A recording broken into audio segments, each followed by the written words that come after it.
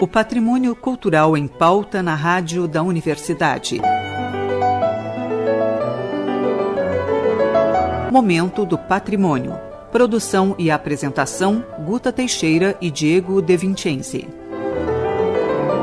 Boa noite, ouvintes. No programa de hoje vamos continuar conversando com Daniel Wolff, um dos mais destacados músicos brasileiros da nova geração, que é o autor da trilha de abertura do nosso programa, o terceiro movimento do trio para violino, violoncelo e piano.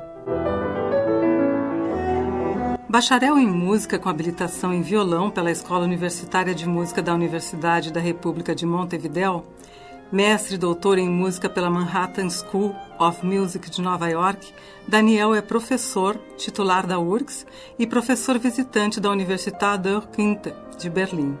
É também orientador de mestrado e doutorado. Ministrou cursos em universidades e festivais de música no Brasil, Estados Unidos, Alemanha, México, Uruguai e Argentina. Tem artigos publicados no Brasil, Estados Unidos, Alemanha, Inglaterra e Uruguai. Partituras publicadas no Brasil e na Alemanha. Diversos discos gravados como intérprete, compositor, arranjador e diretor artístico. E prêmios como compositor, intérprete e arranjador, inclusive um Grammy. Faz recitais na América do Sul, Estados Unidos, Canadá e Europa. Daniel, é um prazer te receber novamente aqui. Vamos conversar um pouquinho mais sobre música. É sempre bom estar de volta. Eu gostei muito de fazer o nosso primeiro programa e estou aqui bem entusiasmado com o segundo. A primeira pergunta é do Diego. Com que temas tu trabalhas nas tuas composições? É bem variado, né?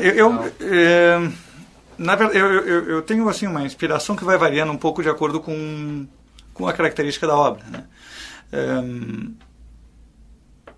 Isso pode vir de diferentes maneiras. Eu tive uma encomenda para uma obra orquestral que foi estreada na Alemanha 2 anos atrás, e era uma orquestra da região do Saar, na Alemanha.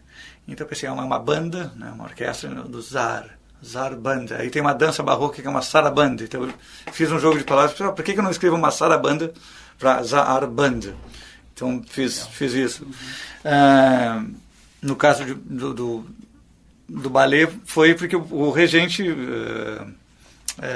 que era o Manfred Schmidt, disse, olha, eu quero fazer uma obra sobre os 4 elementos da natureza: terra, fogo, água e ar.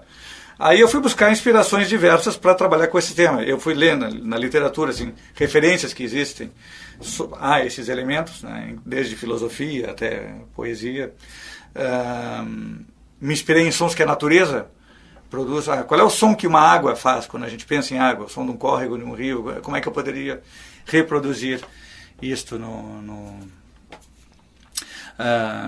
e eu tenho uma obra para piano e berimbau, que me foi encomendada por uma pianista, está no meu disco Cameratas e Consortes. Então eu me lembrei daquele som que o berimbau faz quando eles jogam capoeira, né? Então eu usei aquele tema para trabalhar a parte do piano. Então muitas vezes é uma inspiração que a própria temática, o contexto de que a obra vai ser feita me inspira. E tu geralmente compões com o violão, com o piano? Eu tento não compor com violão, porque ele me influencia. Eu como toco violão, é o meu instrumento principal, eu já tenho assim, vícios. A minha mão já tende a ir para determinados lugares que caem mais nos dedos no violão. Então eu tenho medo que isso vai influenciar algumas escolhas que não vão ficar tão bem para outros instrumentos. Então, exceto quando eu estou compondo música para violão especificamente, eu trabalho ou sem nada, só de ouvido, ou com piano. Já no caso do violão, eu trabalho com o instrumento até para já ir vendo qual é a sensação, né, física, a sensação neuromotora de tocar aquilo que eu estou compondo. Tu poderias falar especificamente sobre esta obra que estamos usando no programa? Como é que foi o processo para criá-la? Como é que ela surgiu? Bom, o trio para violino, violoncelo e piano foi uma encomenda do violinista Rodrigo Bustamante. Ele tinha um trio que se chamava Musitrio. E no meu primeiro disco, ele era um dos primeiros violinos da Orquestra de Câmara da UBRA na época. E o meu primeiro disco é um disco de violão e orquestra com a Orquestra da UBRA. Então, ele participou do disco e ouviu composições minhas que foram gravadas e gostou. E disse, olha, Daniel, gostei muito do teu estilo de compor, eu queria que tu escrevesses esse trio para mim. E aí, então, eu já tinha uma ideia em fazer um trio em 4 movimentos, que é a formação tradicional de obras da sonata clássica, assim, naquele período do século XIX, a maioria das sonatas, sinfonias, trios, quartetos, eram nessa formação de 4 movimentos. Em geral, o primeiro e o último são mais rápidos, e o segundo lento, e o terceiro é um minueto, um scherzo, uma brincadeira, né?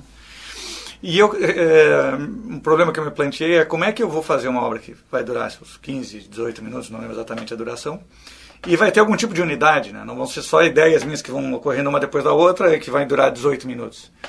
Então eu usei uma técnica que se chama transformação temática, que é que as mesmas notas, o mesmo desenho melódico, quando transformado, dá origem aos temas de dos outros movimentos. Então isso é um elemento que consegue integrar, faz com que seja uma obra cíclica, né? Uhum. E então a primeira coisa que me ocorreu foi o tema do primeiro movimento, foi o que eu trabalhei. E realmente um dia, brincando com as notas que fazem aquela melodia do primeiro tema, eu acabei pensando numa inversão da ordem delas, e surgiu o tema que foi o do terceiro movimento, do scherzo, que é o que vocês estão usando na trilha do programa. Daniel, pensei numa coisa agora. Quando tu recebe, entre aspas, essas encomendas, são trabalhos que vão gerar um produto final feito por ti, como um CD, ou, na maioria das vezes, são obras que outras pessoas vão executar, que tu produz, mas, por exemplo, vai ser executado por uma orquestra, por outros músicos? A maioria das vezes, até como são encomendas de outras pessoas, são eles que vão E como tocar. Tu se sente vendo as pessoas tocando as tuas obras? Assim, como é que é? É uma honra, assim, quando alguém diz assim, olha, eu vou tirar uma parte do meu tempo para ficar em cima do meu instrumento, trabalhando uma composição que tu fizesse, me esforçar para tocar ela ou gravá-la, isso para mim é sempre uma honra, é um reconhecimento, né? Uhum. Assim como eu também tento fazer isso com outras pessoas, como intérprete. Eu gosto de tocar música de outros compositores, né? Uhum. E falando sobre patrimônio cultural, agora, como é que tu vê a música nesse universo? A ideia da música como um legado, como um patrimônio que permanece, enfim, para a sociedade? Olha, como qualquer outro patrimônio cultural, né? Nós temos uma desvantagem, ou tivemos em algum momento, que era assim, antes de existir a gravação e antes de existir a escrita, né, como é que se preservava esse patrimônio, né? Nós temos, então, uma boa parte do patrimônio histórico musical a gente só consegue supor como ele era. Há descrições, né, como é que era a música na antiguidade, a gente tem descrições, a gente não consegue ouvir. Não havia uma notação desenvolvida que a gente pode dizer, ok, isso aqui vai soar exatamente dessa maneira. Então é um patrimônio que é mais recente do que um patrimônio arqueológico, por exemplo, que a gente consegue ir lá e ver, bom, tá, tem um papiro do Mar Morto.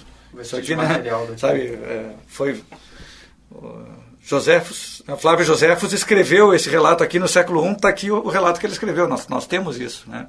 Então, no caso musical, é um patrimônio como todos os outros, mas é mais recente, né? E mesmo no momento que nós já temos um desenvolvimento de uma boa escrita musical, ainda fica a questão de como aquilo era executado. Porque a música é uma arte temporal, né? Ou seja, se sobreviveu uma escultura, uma pintura de Michelangelo, a gente está vendo a pintura. Claro, estamos vendo ela com os olhos de um ser humano moderno, mas a gente está vendo aquela mesma pintura que ele viu, talvez, com alguma alteração de cor, pelo tempo. Agora, quando a gente pega uma partitura de Johann Sebastian Bach, como é que isso soava quando era tocado naquela época? Será que eles tocavam exatamente como estava escrito? Será que eles não mexiam um pouco no ritmo? O violino feito naquela época, como ele soaria? É mais difícil a gente ter acesso ao que era exatamente, né? E olhando especificamente para o patrimônio cultural material, qual é a tua relação com os prédios da URGS? Bom, eu nunca estudei na URGS enquanto universidade, de cursos superiores, né? Eu fiz toda a minha formação fora, mas eu frequentei a universidade desde cedo. Bom, eu era aluno, então, do Instituto de Arte, já no curso de extensão em instrumentos musicais, como comentei antes, e também sempre frequentei o campus centro pelos programas que eram oferecidos aqui no Salão de Atos da reitoria. O Unimúsica, a OSPA se apresentou durante muitos anos aqui, ainda faz concertos na série OSPA URGS, né? Então eu sempre frequentei o campus, né? E sempre fui muito impressionado pela beleza dos nossos prédios aqui, né? Eu fico muito contente que de uns anos para cá a gente está conseguindo resgatar, né,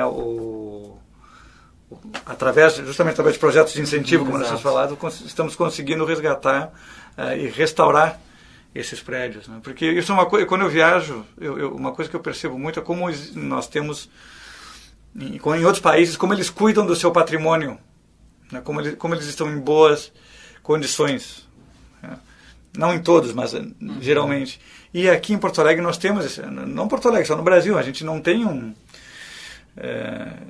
os recursos para manter ele da maneira que deveríamos manter, né, o que seria desejável. Isso eu acho até que é pior em outros lugares, né? Eu fiquei muito surpreso quando estive em São Luís do Maranhão, que eles têm aquela parte histórica que é uma das maiores preservadas no Brasil, e vários dos prédios estão sendo, a gente não tem teto, assim, a gente olha e vê o céu através das janelas, porque eles não tiveram recursos para manter aquele patrimônio ainda. Daniel, tu falavas sobre a tua relação com a URGS e falaste que tu não estudaste aqui, né? Sim. Mas agora tu dás aula. Uhum. Como é que é o teu processo como professor, assim, como é que é lidar com essa garotada aí? Olha, eu tenho saído sempre bastante satisfeito com os resultados, né? Eu dou aula tanto na graduação como no mestrado e doutorado. Dei algum tempo aulas na extensão, atualmente não tenho mais carga horária disponível para isso, mas às vezes oriento alunos que ministram aulas na extensão. E tem sido um resultado muito positivo. Assim, nós temos formado excelentes profissionais, vários estão se destacando na área musical, tanto no Brasil quanto no exterior. Os nossos alunos que saíram daqui foram fazer cursos de formação superior, fizeram a graduação aqui, foram fazer o pós-graduação no exterior. Sempre o relato que eu tive dos professores deles lá é que os alunos chegaram muito bem preparados, né? Vários dos meus ex-alunos hoje são eles mesmos professores universitários na URGS ou em outras universidades. Então eu acho que com todas as adversidades que a gente tem aqui na universidade, eu acho que o trabalho que nós estamos fazendo ainda tem um saldo majoritariamente positivo, e eu estou muito satisfeito com isso. E planos para o futuro? Bom, eu tenho algumas obras que eu estou terminando de escrever agora que vão ser estreadas no segundo semestre, um quarteto de cordas e uma composição de câmara que vai ser estreada nos Estados Unidos agora em agosto. Tenho já alguns concertos para fazer no exterior que eu estou preparando, então eu cheguei do Peru, né, agora segunda-feira, e já tenho então viagens, 2 turnês ainda na Europa e outros lugares aqui do Brasil, onde vou me apresentar esse ano. E pretendo dar continuidade à série de música impressa, que é a série de partituras do programa de pós-graduação em música da URGS, que eu lancei ano passado o primeiro volume, que eram obras para violão de compositores gaúchos, que eu gravei no disco Porto Alegre, e eu espero poder agora expandir isso para obras de autores gaúchos para outros instrumentos, para poder divulgar nossa música. Daniel, foi um prazer te receber aqui no programa. Nós vamos continuar com a tua presença de outra forma, que é através da música, né? Vai nos acompanhar por um bom tempo aí. E então queremos agradecer a tua presença e a tua doação, né? Foi essa música tão linda. Muito obrigado, é uma honra para mim e espero poder voltar no futuro.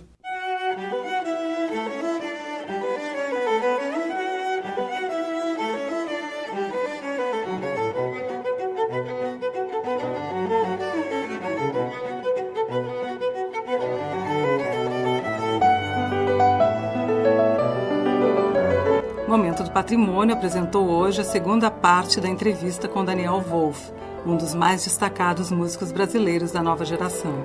Bacharel em Música com habilitação em violão pela Escola Universitária de Música da Universidade da República de Montevidéu, mestre e doutor em Música pela Manhattan School of Music de Nova York, Daniel é professor titular da URGS e professor visitante da Universität der Künste de Berlim. É também orientador de mestrado e doutorado.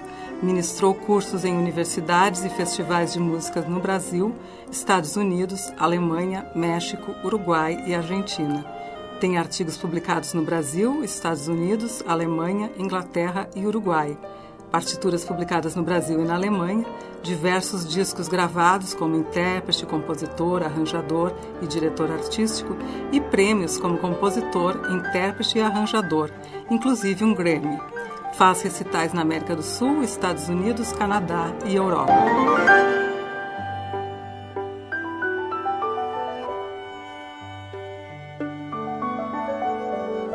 Este programa é uma realização do setor de patrimônio histórico da Superintendência de Infraestrutura da URGS, o SPH, coordena o projeto Resgate do Patrimônio Histórico e Cultural da URGS, que tem como objetivo a restauração dos prédios históricos da universidade e a sua adaptação à acessibilidade universal. Para mais informações, acesse nossa página www.predioshistoricos.urgs.br ou entre em contato conosco pelo e-mail predios.históricos@urgs.br. Momento do Patrimônio tem produção e apresentação de Guta Teixeira e Diego De Vincenzi. Gravações e mesas de áudio de Jefferson Gomes. Edição Alexandre Costa. Voltamos na próxima terça-feira, às 20h30. Boa noite a todos e até lá!